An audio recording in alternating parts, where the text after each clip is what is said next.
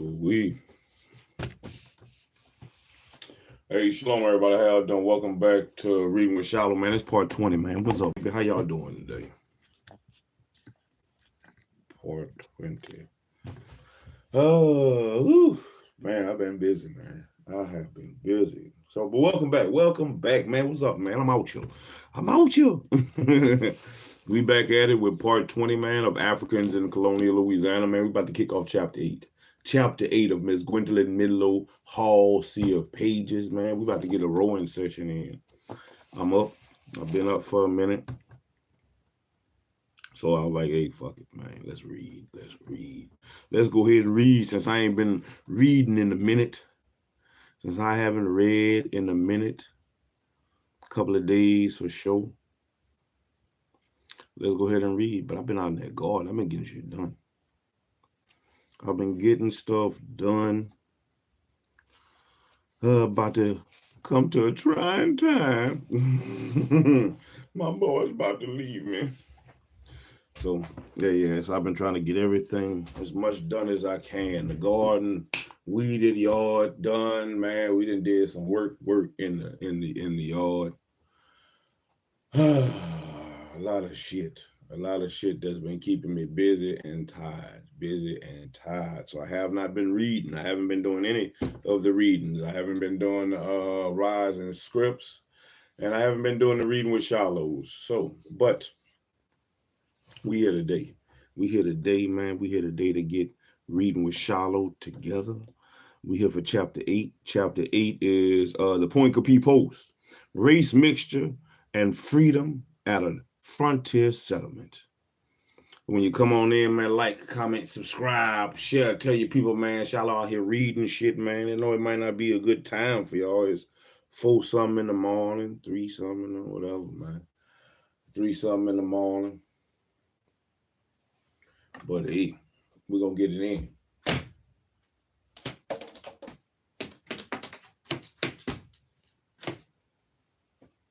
Spiderweb. So before we get into the Point Capee Post,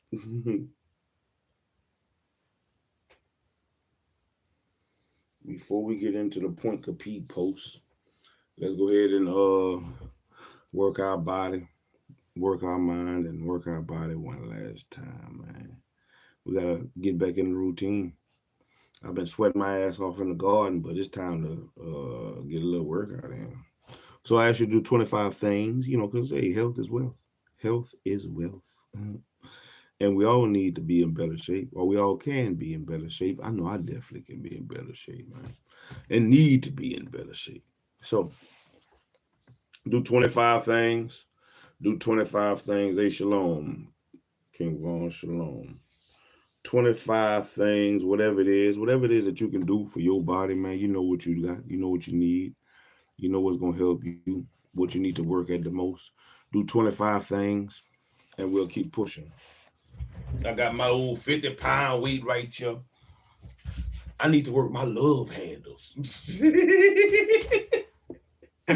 Oh, I need to work them. So I'm going to do 25. Let's go. 1, 2, 3. I feel it.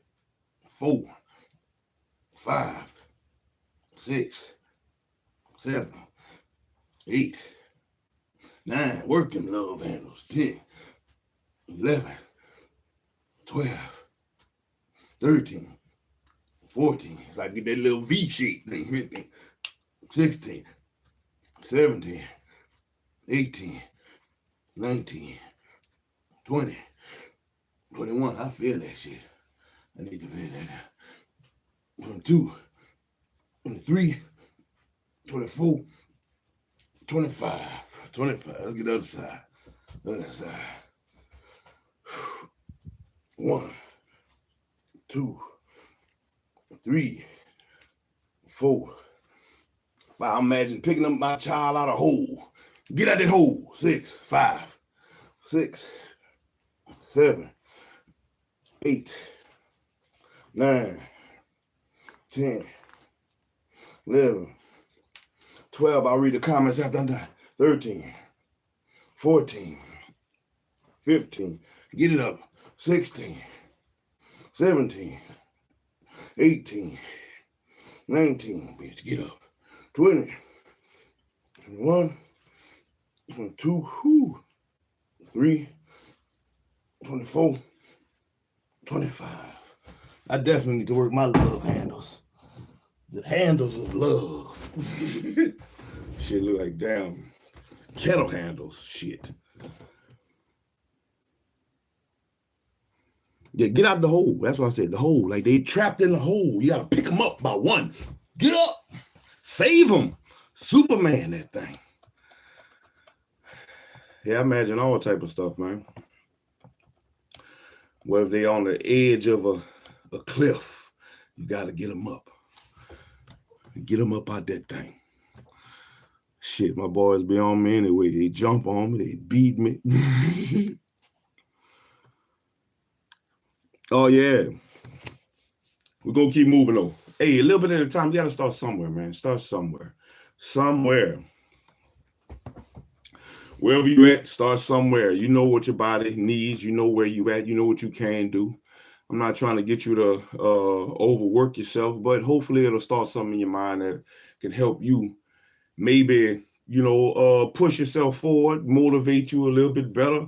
You know, shit, and I'm going to use you to motivate me. So that way I can keep pushing so I can be better and better and better and healthy because I want to live a long time. Lord, spare life, man. Lord, spare life. All right. Miss Gwendolyn MIDLO Hall. That was a 50. Big 50. 50. Big 50. 50, like I'm picking up sandbags. Shit. Big 50. I should have had the other 50 in here, but I only got one in here. I only brought one in here because I knew I was going to do that. I know that's that's a target area for me that I need to hit. That is a target area for me. You know, so, man. Yeah, when you pick up what a bag of sand is 50 pounds. When I get my chicken feed or dog food, that's 50 pounds. Shit, my boys is about 50 a piece, a little 55 a piece. So, and they hang on me a lot. So it's the same motion. So, you know, I pretend that I'm saving them. Get out that hole. Come on. Help yourself. Help me help you. Yeah. You know, sometimes you gotta make your mind. Sometimes it's hard to be motivated to do things, you know. So for me, you gotta make your mind. Sometimes you gotta trick yourself. You gotta trick yourself sometimes. Trick yourself into doing certain things, you know. You wouldn't be thinking about how heavy they was if they were in need at that time. So let's do it. All right, but let's get into it. It's chapter 8. Chapter 8, Point Capee Post, Race Mixture, and Freedom at a Frontier Settlement in Africans of Colonial Louisiana, Africans in Colonial Louisiana by Ms. Gwendolyn MIDLO Hall. Ms. Gwendolyn MIDLO Hall. We definitely made it halfway through the book. We are definitely halfway through the book. So we're going to keep rolling, man. We're going to keep rolling and see what we can see. What can we see with the Africans in the last chapter? They was hiding in the cypress swamps, baby.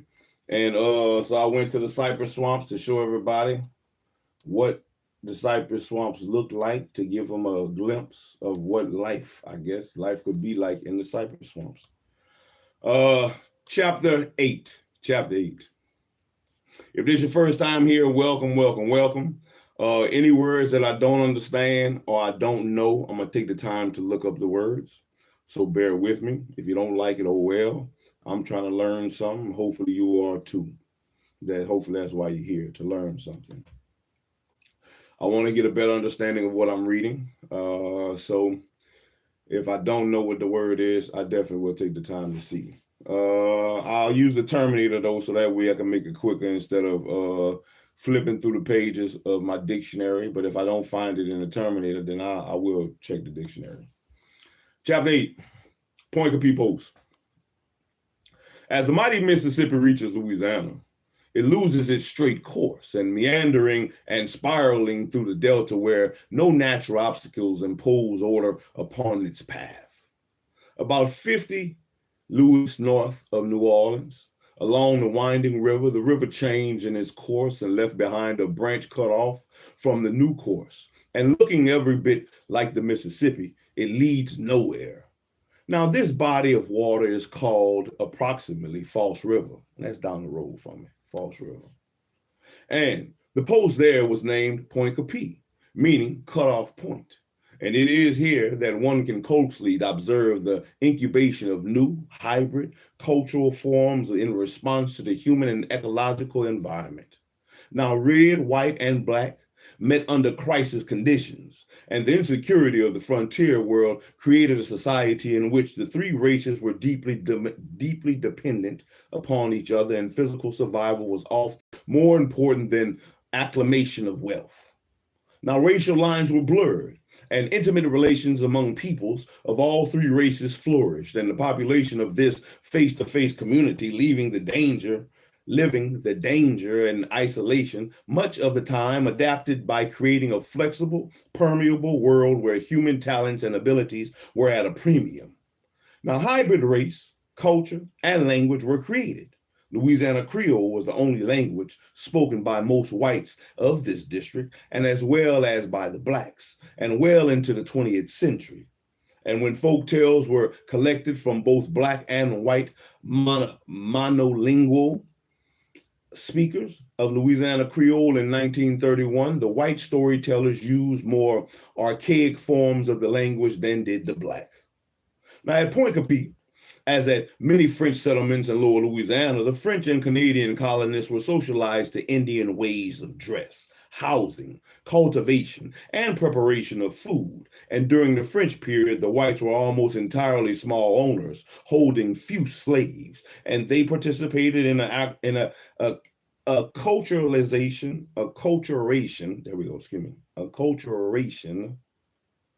process that was a mutual exchange of knowledge, perceptions, and techniques, and an exchange in which Africans as well as Indians were often more influential than whites. And some Poincare planters came to believe in the magical powers of their slaves, and they brought a lawsuit against Sieur Ledoux for using one of his slaves to bewitch the sons of Nicolas de la Cure. And the Superior Council found that the whole affair stemmed from the rumor started by a slave, and several imprisoned slaves belonging to various masters were ordered released. Now, race mixture at Poincare was extensive, and a rigid socio-racial hierarchy was absent.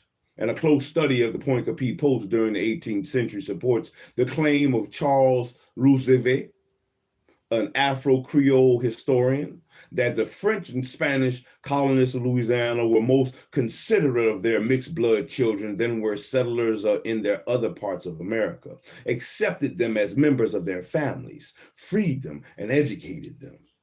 Now, eventually, the descendants of many were totally absorbed into the white Creole groups and,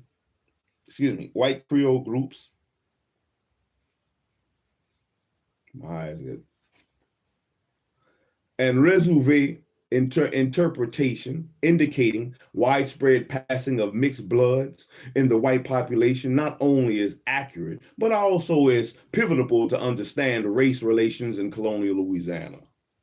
A recent study by anthropologist Virginia Dominguez clearly shows awareness of racial passing at the Vital Statistics Office in New Orleans. And additionally, this writer, who has been informed by activists in Louisiana that white genealogists tracing their ancestry sometimes turn up ancestors of African descent about whom they knew nothing.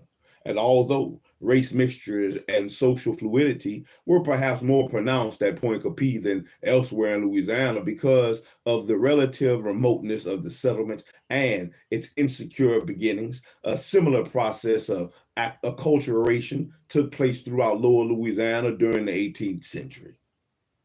The extent of race mixture and emancipation in French Louisiana has been minimized by excessive reliance upon Spanish census, which overlooked the passing of mixed bloods into the white race. And the census took by the Spanish in 1769 reported a total of 200 mulattoes, slave and free, and in the entire colony, and only 150 free people of African descent, 80% of whom were mulattoes. And these figures are not convincing. French Creole settlers took local censuses and sent them in the reports to Spanish officials, who tabulated the results, and the local census takers often counted free people of African descent as whites.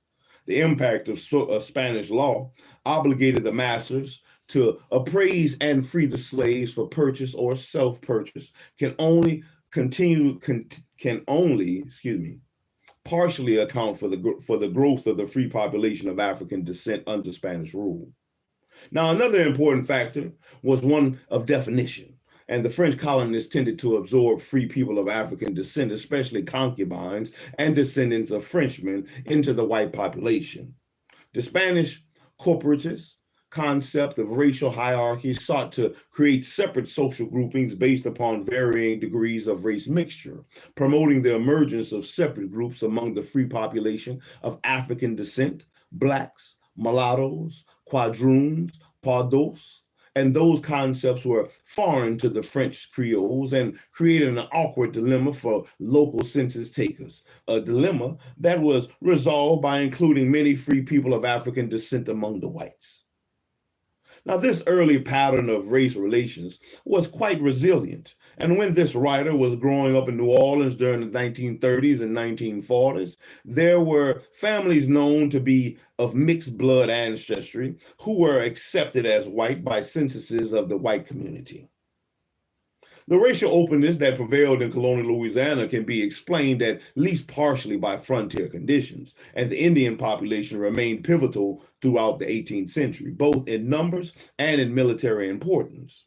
And in view of the constant attacks and threats from Indian nations allied with the British, it is not surprising that rigid racial definitions hardly arose among the thinly populated and militarily weak French and Canadian colonists of Louisiana. Now, Africans and Indian slaves often lived on the same estates, and there was extensive race mixtures among them, and their descendants were designated griff.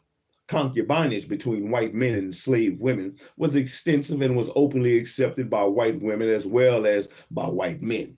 And there was a strong social consensus shared by white women that the concubines and children of white men should be free. Now, race mixture between white male settlers and non-white women can sometimes be, but by no means always, be explained by a shortage of white women. And at Point-Coupee Post, free women of marriageable age who were counted as white women substantially outnumbered the men. And nevertheless, white men who were well off economically and had the means to marry white women often preferred dark women, and sometimes their own slaves. And they freed them, maintained lifelong conjugal relationships with them, and provided for their children, and sometimes openly acknowledged them. And these women were listed as white in the census regardless of their color, and their white names remained among the most respected members of the community and holding positions of trust in the judiciary and the militia. And it is indeed hard to find prominent families in 18th century Point-Coupee who did not have descendants of partially African ancestry. Now, conditions prevailing in French Louisiana produced one of the most racially flexible societies in the Americas, regardless of the colonizing power. And racial attitudes among all social groups in Louisiana were quite open, compared not only to the attitudes of Anglo-North America, but also with attitudes of the French Caribbean. And during the last half of the 18th century, a rigid racial hierarchy was most pronounced in Saint Dominic, but was also very strong in Martinique and Guadeloupe.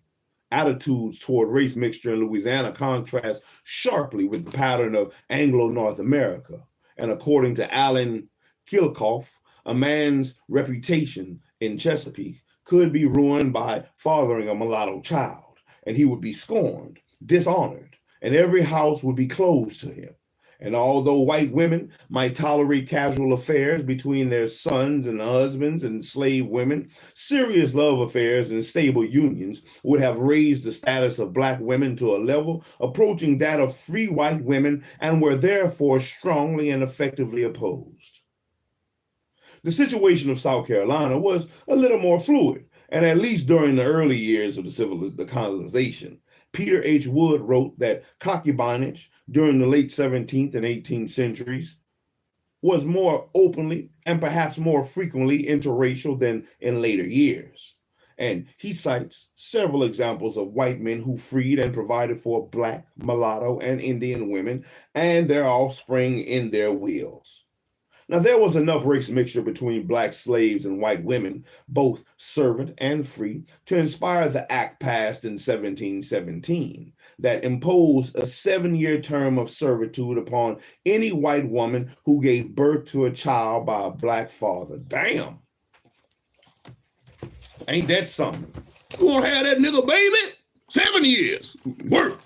Let me mark it. Where was that at? An act passed in 1717 that imposed a 7-year term of servitude upon any white woman who gave birth to a child by a black father, whether slave or free. Man. Pooh. Got something for your ass.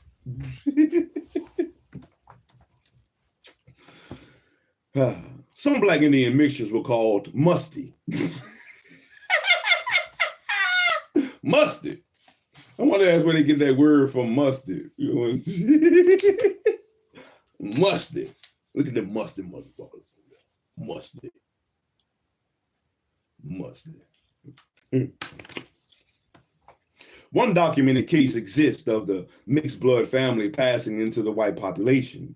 And before 1720, there may have been a slightly higher proportion of legally free blacks, but their status was close to that of slaves. But the freed population in pre-revolutionary South Carolina was scarce, and never as many as 200 freed blacks lived in the entire region during the 1760s, nor was more than 1% of the black population free during the 50 years that South Carolina was a royal colony.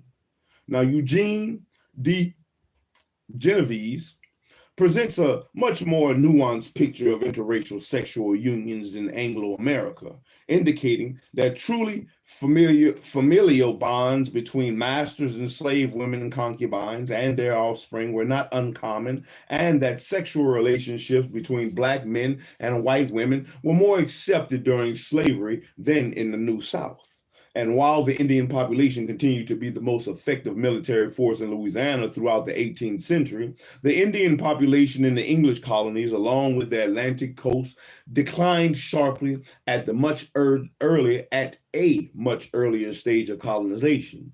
And between 1670 and 1730, the area stretching westward from Carolina coast to East Texas witnessed a drastic decline in the Indian population and a sharp rise in the combined white and black population, which outnumbered the Indians by 1730.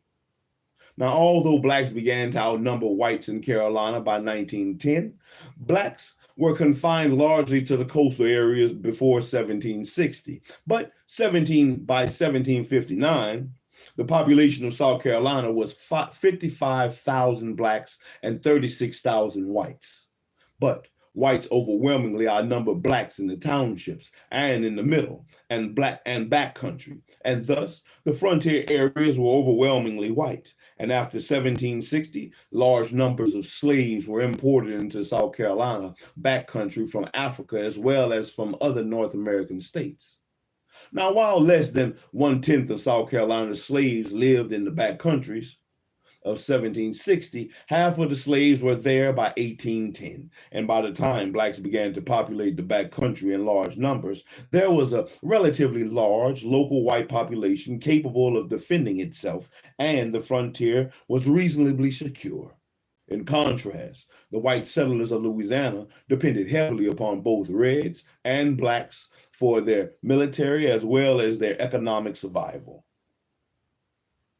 Now, like most French rural settlements in Louisiana, the Pointe-Coupee post was born in an Indian village, the Tunica village, located 5 leagues north of the post, and 2 French missionaries from Quebec, Fathers Donovan and Montigny, found the English trader at the Tunica village in 1699, the first year of colonization in Louisiana, and they occupied the trader to the they accompanied, the trader to the Chickasaw, learning of the flourishing Indian fur trade carried out by the pack horse from Charlestown in South Carolina. And the first permanent French mission in the lower Mississippi basin was established among the Tunica. By 1705, the Tunica's alliance with the French exposed them to destructive raids from the Chickasaw allies of the English. Now, the French settlement at Pointe-Coupee was established in 1717 and grew slowly. And 1722 census lists 2 land concessions: Terre Blanche, the Mazaries concession, with 13 men and 6 women, and the Saint-Irene concession with 15 men, 5 women, and 2 children. There were 10 Frenchmen living in the Tunica village, 4 of whom were living with their wives, and 1 with a wife and a child, and 2 others with women who were not described as their wives. And thus, 7 out of the 10 Frenchmen living in the Tunica village had mates. And by 1726, the Pointe-Coupee settlement contained only 4 households, 3 with wives, 3 with children. And the French population was only 21, 8 of whom were children, and 4 of whom were engages. There were, which means if you wasn't here for the beginning of the book, it's like white indentured servitude, white indentured slaves. Now, the French population in the Tunica village had expanded sharply, and there were 15 households, 14 with wives, 11 with children, and the total French population living in the Tunica village was 52, including 17 children and 5 engages. And it is likely that some, if not most, of the wives of whites in the Tunica village were Tunica Indians. A fertile settlement located halfway between Natchez and New Orleans, Pointe-Coupee was considered an important way station as the Natchez settlement development. And before the Natchez Rebellion, plans were in motion to establish missions at Pointe-Coupee and to the Tunica village. At the station, 25 soldiers drawn from the Natchez post under the command of a prudent captain who understood the disputes among the settlers and who would see that they did their duty and who would keep the officials informed. After the Natchez settlement was destroyed in 1729, the Pointe-Coupee post became the front line of defense against the Natchez and the Chickasaw, serving as the headquarters for assembling a militia and for obtaining information about developments among the Indian nations. The French settlements' precarious relations with the Indian nations had been aggravated by Governor Perry's extraordinary insensitivity.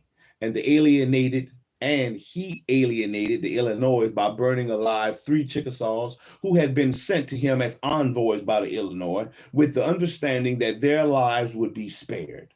Now, while Perry stereotyped the Indians, considering all of them treacherous, the Pointe-Coupee settlers tried to avoid exasperating them and obtained information from them and strove to win their loyalty. The Pointe-Coupee settlers' intimate knowledge of and close ties with the Indians made them an invaluable asset to the colony during the decades following the Natchez Massacre. And for the thin French population in Pointe-Coupee, it was a matter of survival. The Tunica village was, with few lapses, a source of information, material, and police and military support for the Pointe-Coupee post throughout the 18th century.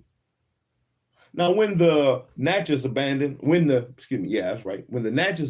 villages and crossed the Mississippi River, Perry put Captain Delahaye as the Pointe-Coupee militia in charge of the defense of the area and of all the troops, including voluntary militias and Indians. Now, Delahaye claimed that he led Tunica and other Indian detachments with the greatest possible success and discovered the Natchez retreat, which even the Indians did not know of, and led the army to attack them via the Black River. Now, Captain Delahaye's vision of the cowardice of the regular troops and the effectiveness of the militia was confirmed in reports by Perry. And in 1731, the Tunica nation, as well as some of the French settlers living in their village, was nearly wiped out by the Natchez, whom the Tunica had invited with the intention of negotiating peace between them and the French. And thereafter, the Point Coupee settlement grew independently of the Tunica village. Now, between the Natchez uprising in 1729 and the end of the Chickasaw Wars in 1741, Point Coupee was constantly exposed to Indian raids. And M. Paylart, a resident of Point Coupee, who leased the Demoralize's concession, had petitioned for the cancellation of his lease because frequent attacks by Indians made it impossible to cultivate the land, and it had to be guarded at all times. And Paris claimed that Paylart was having panic attacks and that he was the only one to complain. And in February of 1732, 40 to 50 Indians attacked the Demoralize estates in broad daylight, burning all of the buildings except for the pigeon house, and killing 2 mother cows and 4 calves, and stealing everything they pleased, and either kidnapped or ran off with 1 black man, 2 black women, and 6 black children. And they left behind 2 tomahawks, the war insignia of the Natchez and the Chickasaw. And Paylart was allowed to rent the remaining slaves to other settlers in more secure locations, and several settlers at Point Coupee retreated to New Orleans. And the 7 or 8 who had been on the east bank of the river moved to the west bank, where most of the settlers are located, the better to protect themselves from attacks by the Indians. Now, Paris believed that these attacks had been carried out not by the Natchez or the Chickasaw, but by the small nations in the area and allies of the French, who were getting even with other French who cheat them when they trade with them. And if this is so, it would be even more dangerous for the colony because we would have serpents in our midst. And Paris sent 15 Swiss soldiers commanded by an ensign to reinforce the 2 soldiers at Point Coupee. Attack continued at Point Coupee and at the Tunica village, and the Tunica Indians were said to be very attached to the French. And the stone fort was built, garrisoned by 12 soldiers and an ensign. And in October 1731, 3 Frenchmen and a French woman were hacked to death in the Sepier, which is a cypress swamp, in the Sepier at Point Coupee. Now, Pierre became convinced that they were victims of the Chittimaches, and by their then a small nation of about 40 warriors located south of Point Coupee. Now, Pierre did not dare reveal the identity of the attackers because he believed that they were also responsible for the attack upon the Demoralize plantation, and the panic had already seized the colony. And it soon became clear that there was still a substantial Natchez presence in the area. And on June 4, 1732, a contingent of 10 soldiers and 40 Indians commanded by Sieur Gerant went in pursuit of the party of the Natchez Indians, who had seized cattle and several blacks at Point Coupee. Now, their pursuit was fruitless, but on their way back, they encountered 4 Alfagula Indians, French allies, who reported that on May 18th, 10 pirogues of Natchez Indians returned from their attack upon Point Coupee and had camped out overnight at Petite Reverie near the French fort of Natchez. And they killed 2 Alfagulas and wounded 2 others, but some of them managed to escape. And the Natchez had told them that they would return to attack the Tunica village and then Point Coupee, and thereafter descend upon the German coast slightly north of New Orleans. It makes me wonder what is the German coast? What is it today? I know what Point Coupee is because it's still the same. Let me look it up.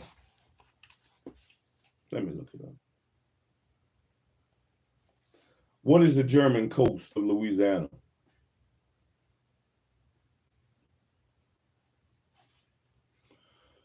The German coast in Louisiana is a historic region, now a part of the present Acadiana Parish. That's not far from here. Settled by German immigrants in early 1700s. This area, located along the west bank of the Mississippi River above New Orleans, was known for the agriculture success and the close-knit community it fostered.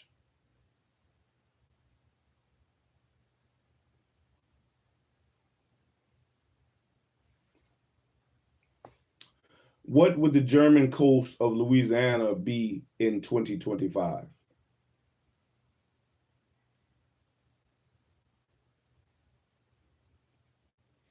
In 2025, the German coast of Louisiana would likely still be a district area characterized by its unique history and culture, as well as its position along the southwestern rim of Lake Pontchartrain, the area known as being a broken swamp and a place where the history and imagination intersect, and evident in its old maps, sunken concrete, and digital artifacts. While the landscape is a mix of real and imagined, it remains a significant part of South Louisiana landscape. What is it called today? What area is it called?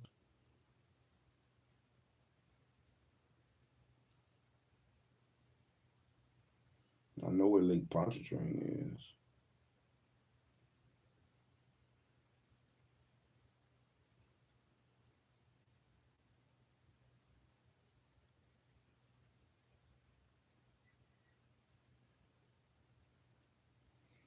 I was trying to look up, see if they had a better map. A map.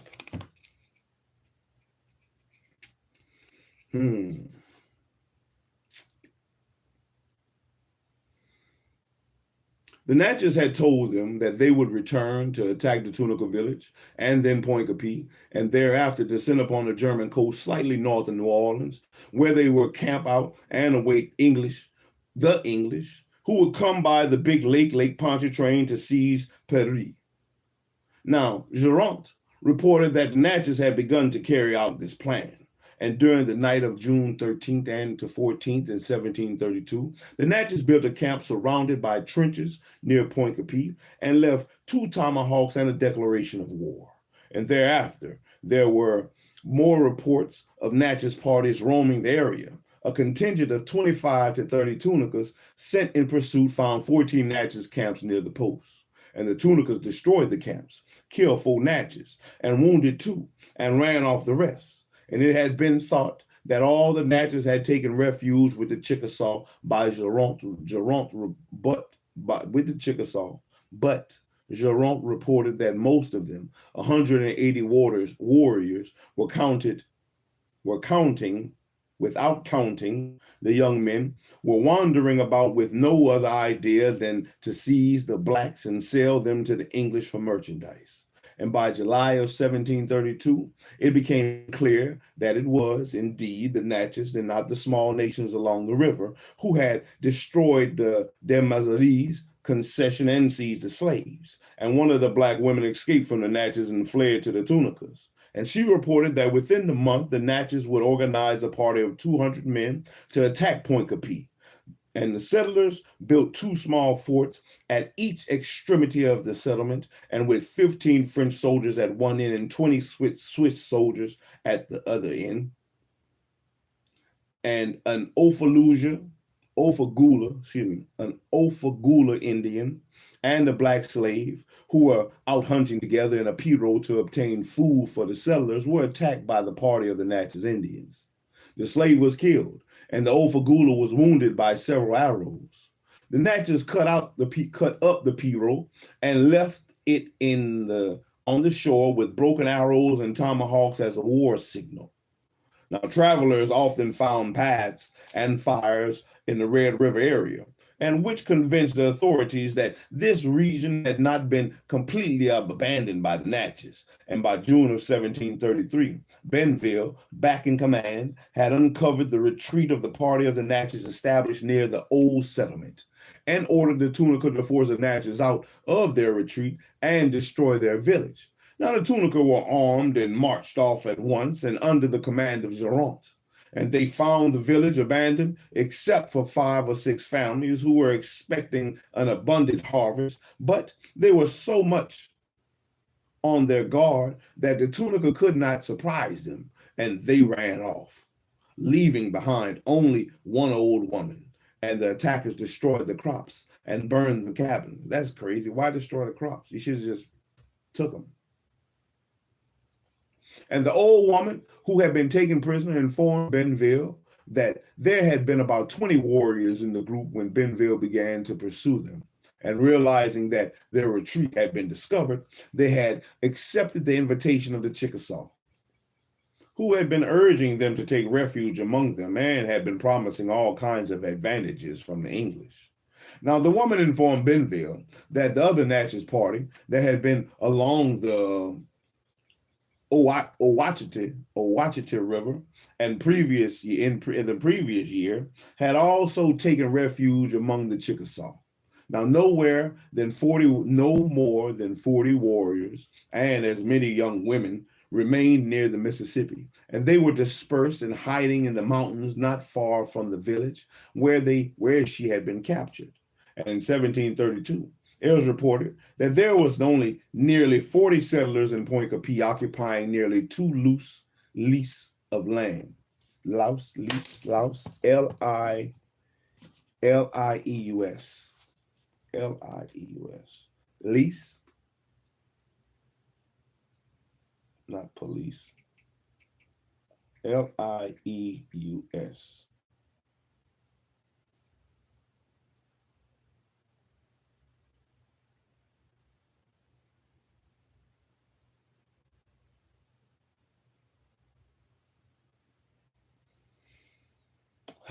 How you pronounce it?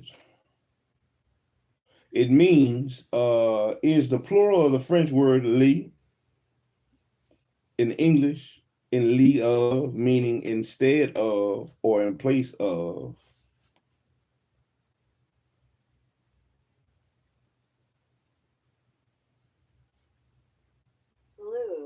Lou. Nearly 2 lous of land. Lou. What does as Lou? Lou.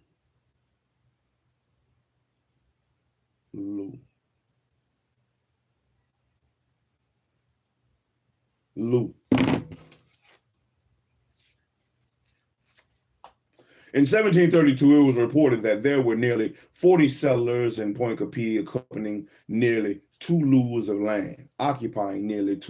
land, And they were described as good men, and almost all of whom were Walloons. The first black slaves appeared in the 1731 census. And there were as many adult blacks as adult whites. 63 black adults and 7 black children, all slaves, and 3 Indian slaves, and 37 white men, 25 white women, 7 Geechees, and 26 white children. And among the 33 households, only 6 had no slaves. And Pierre Germain, who began his career in a Tunica village, held 1 Indian and 9 black slaves. And the rest of the households held between 1 and 5 slaves. And the even distribution of slaves in small households and their common danger encouraged intimate ties among masters and slaves. And between 1735 and 1739, French slaves stood as godparents for their own and each other's slaves during baptism. And in 22 out of 27 baptisms that took place during those years, the baptized slave was given the first name of the godparent. And these were probably adult baptisms, since neither date or birth nor mother or father is given. And there were 20 female baptisms and only 7 male, indicating a greater resistance to Christianization among the men. And all the baptized slaves were identified as black, except for 1 mulatto, 1 Indian, and 2 whose race were not indicated. And all the godparents were white except for one woman, which was listed as Griff. The godfather in this baptism was Joseph de Killer, a white slave owner. And this dual relationship, godparent and namesake, had profound significance for both childhood, godchild, and godparent. Look, we're going to try to finish up this page. We're going to finish up this page and get to the next page and get to a stopping point. And we'll stop there.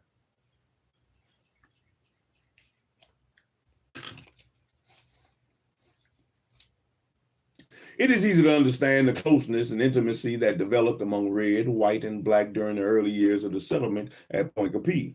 And when the settlement was attacked by the Natchez and the Chickasaw, and at times individuals of the smaller nations allied to the French, the Chittimakas and the Tunicas, the white and Indian victims were murdered and scalped.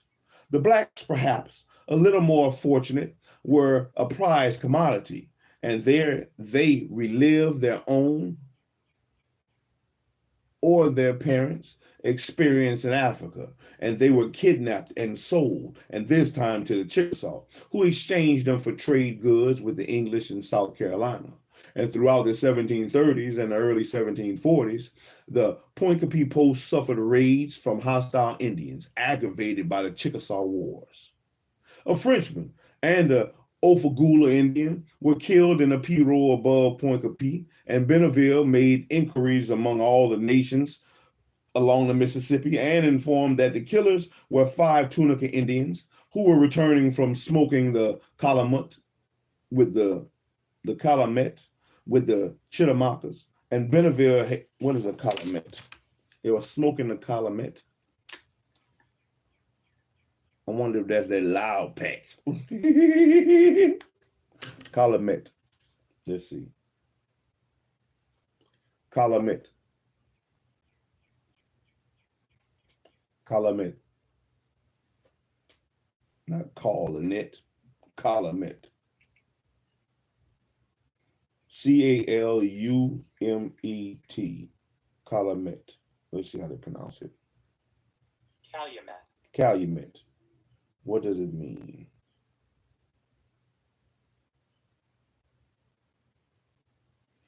A long stem ornamented tobacco pipe used by North American Indians on ceremonial occasions, especially in a token of peace, the calumet.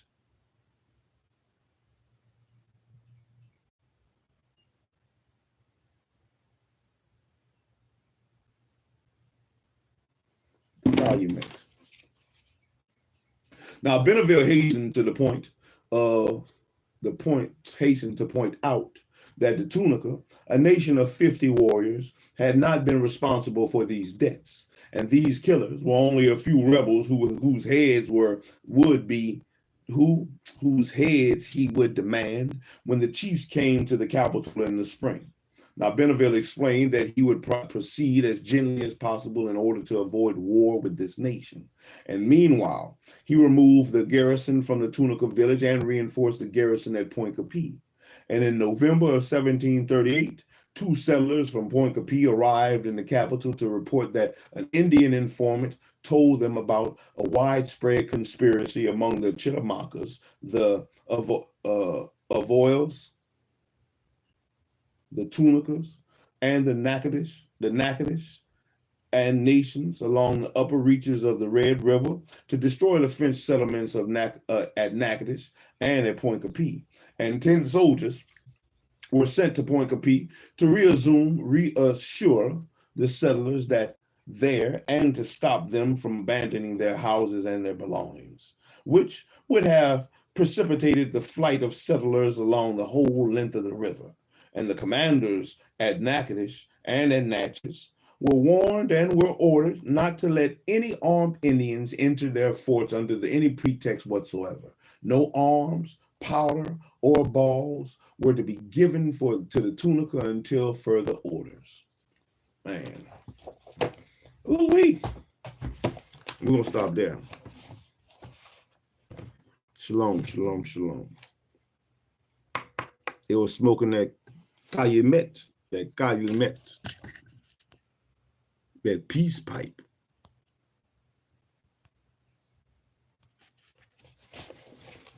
Let me see how many more pages we got in chapter 8.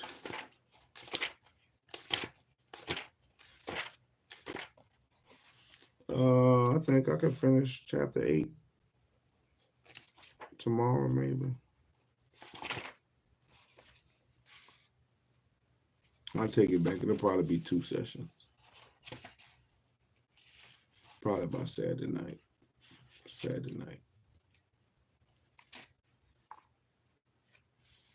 I can probably finish chapter 8 by Saturday night.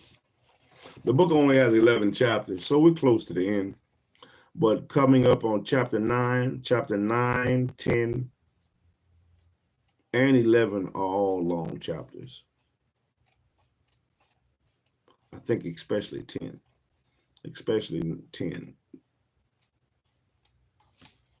Shit, 9 is long. 9 is long. And I believe 10 is long as well. One of them is like almost 100 pages itself.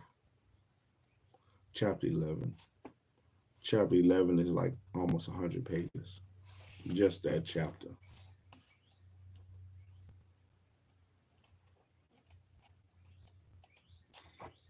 Yeah. I'll take it back. It's like 50 pages. But we'll see. That was part 20, man. That was part 20. That was part 20 of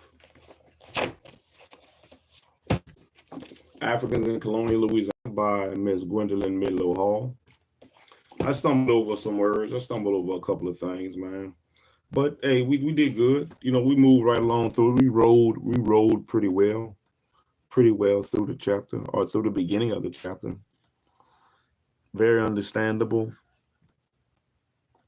They did not like them Indians raiding out there at Point Capee. And Point Capee is definitely down the road, but you know, I know for me these are things that I never really looked at, you know, in the historical value when I passed through these areas. You know, reading this book definitely makes me look at the surrounding areas around me a lot different. It makes me wonder the different things that may have taken place in a lot of these places that are occupied now. Where it makes me wonder where were some of these places? Do they still have? Are they held up in historical value for these places? Are these places that people can tour and see? You know where tour and see where where some of the slaves were living or maybe have gone. I know they do, like on Bayou Teche. On Bayou Teche down here, they do, Pack and Paddle does, it's a group or a place, a store maybe called Pack and Paddle. You can look them up. They're on Facebook, Pack and Paddle. And Pack and Paddle does a lot of tours. Like if you have a kayak or a boat, something like that, they do guided tours in these areas, in some of the swamps and shit like that. A lot of nice pictures, you know, if you want to take, you know, real nice swamp pictures and stuff and view the swamp life and the local fauna, foliage, and animals. Pack and Paddle does a lot of that. I've taken my son on a boating outing where we paddled down Bayou Teche, and it was a long day. But there was a lot of interesting stuff. I didn't see no gators that day. We saw some beavers or otters. Maybe beavers and otters, I believe we saw. But I didn't see no gators, not on the Bayou Teche. I ain't seen not one fish jump either. I wondered if they had fish in that thing. But it was good. It was cool. It was pretty cool. Uh, very interesting. Very interesting boat ride. Uh, but now that I'm reading this, it definitely when I pass into Point Capee, because my mama stayed off in that area by Point Capee, in Point Capee Parish. So you gotta pass over this one little I don't want to call it a river. It's not really a river. It might be a bayou, and you got to pass over the bayou, and that might be the Red River I be fishing on out there in Rama, out in Rama, I think. Might be the Red River. I have to look it up. I have to look it up. But I know off the levee back there. There's a lot of goldfish. You can catch a lot of goldfish, a lot of mudfish back there. And I didn't bowfish some nice goldfish off the levee back there. And that levee run all the way, well, that body of water, whatever it is, definitely run through Point Capee. So I have to look and see what it is. And that might actually be some of the areas that they was rowing they P rolls through, which makes it even more interesting. Makes it even more interesting.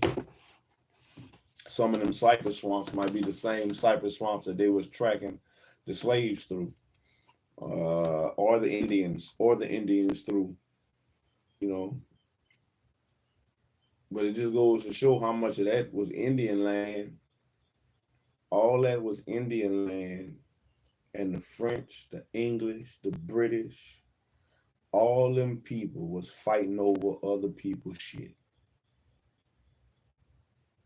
Fighting for other people's shit. It's like your name, somebody go on the refrigerator and they find a plate of food. It got the people name on it, but the co-workers is fighting over who gonna get the other person plate of food. And they ain't told them nobody can get it.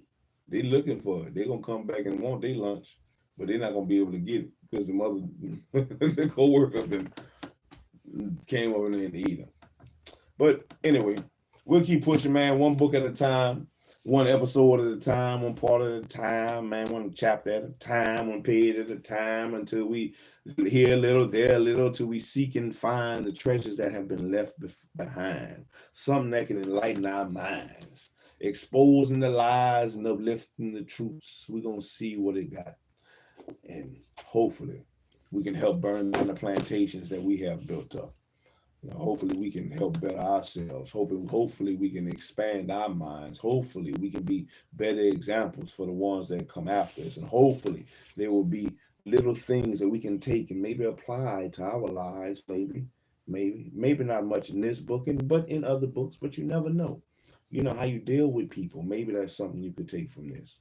How do you deal with people? How did they deal with people then? Definitely a different perception and vantage point to look at certain things and look at people. But ultimately, within reading, the objective is to be better, to cultivate a better us, and for me to cultivate a better me, and to give my sons a better example for them to see. If they see me reading, know about me reading, I read to them, maybe it helped them want to read more as well. And since the reading ability of little copper children is at a lower state, I don't want them to fall by the wayside. So hopefully them seeing me read, will help them. It'll be something common for them. But yeah, we got our work on, man. We worked our body, we worked our mind. Let's work our body one last time. And then we're gonna shut it down, big baby. We're gonna shut it down. So hey, get your 25 in. Let's get 25 more in. More of these love handles again, baby. 25 more on the love handles. And then 25 more on the love handles, and then we're gonna go ahead and call it a night. We'll go ahead and call it a night. So let's get it, man. 25. 1, 2, 3, 4, 5, 6, 7. I like to feel it eat. 9, I feel it. 10, that 50 make me feel it. 11, 12, 13, 14, 15, 16. Get out of that hole. 17, 18, 19, 20. Get out of there. 21, 22, 23, 24, 25. Whew, let's go on the other side.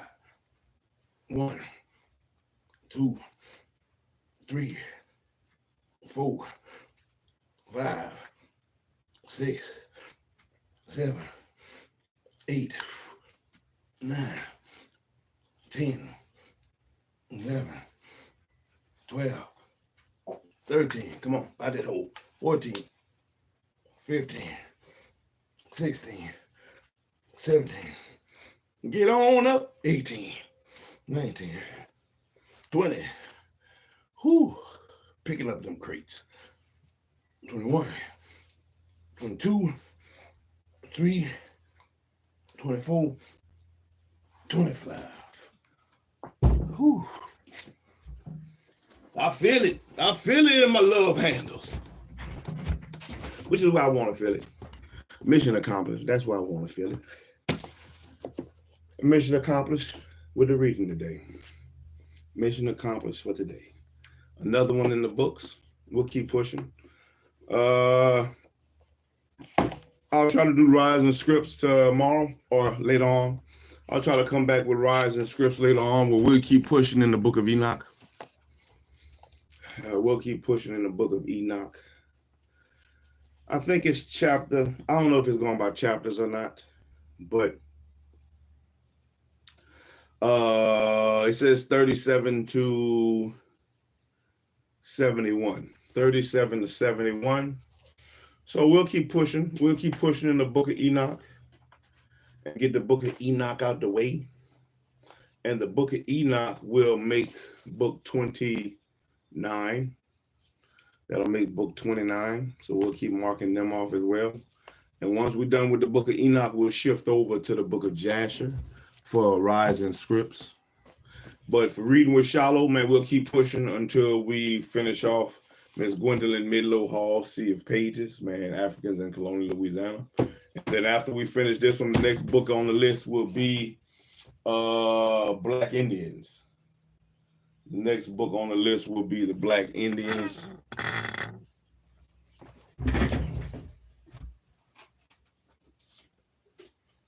By William Lauren Katz. Since we're reading about a lot of the Indians, I like how it kind of goes into that. We'll see what the Black Indians is talking about.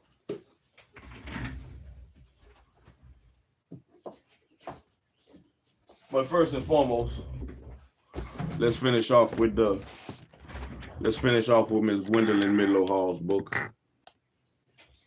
We'll finish off with her book first. We're going to focus on what we have at hand, one thing at a time, one book at a time. Let's not get ahead of ourselves. We don't want to stumble. We don't want to stumble and fumble anything. We want to move strong and calculated. But yeah, we'll keep moving. We'll keep moving a little bit at a time, man. One step at a time, one day at a time, man. One book at a time. And see what it is. So, man, I hope y'all enjoyed this reading. Like, comment, subscribe, share, tell your people, man. Man, we out here shallow, out here reading shit, man. We trying to learn some shit. We're going to do some shit. We're going to build some shit. We're going to grow some shit. We're going to do some adventure shit. We trying to be better. Shit. We trying to be better. Better, better, better. And these are little steps that we can take to be better. And since, you know, if you want to hide something, put it in a book. That's what they say. Put it in the book. We're going to open a book and see what they hid. What treasures did they try to dump over? You know, like they say they was taking all them artifacts out the Smithsonian and dumping them in the water, in the ocean. Hey, we're going to try to uncover them artifacts. We're going to try to uncover them artifacts and see what they have been trying to hide from us. What is hidden within the depths of the sea of pages. But I hope everybody has a wonderful, wonderful morning. A wonderful day, wonderful night, however you look at it, however it is, wherever you at, man. Man,